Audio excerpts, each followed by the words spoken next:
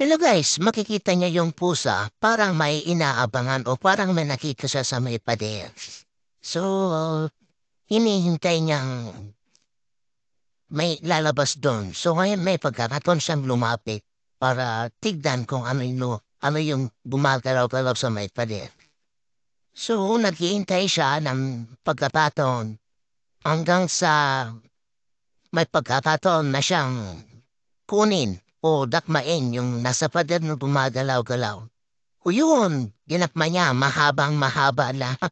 Nakita niyo na galing sa may pader, sa may halaman, may parang mahabang buntot na kinuha niya doon. Slow motion natin para makita natin kung ano yun.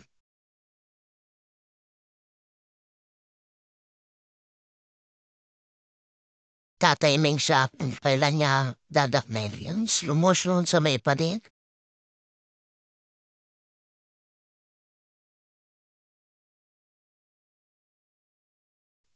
So yun, nakuha niya, mahaba talaga siya mga brad.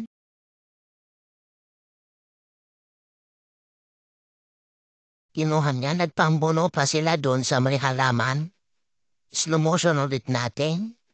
Yun, ahas po yung nakuha niya sa may pader.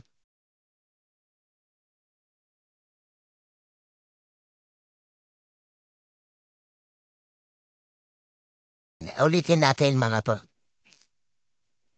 Ang galing naman ng pusa niya. Protektadong bahay sa mga ahas na papasok.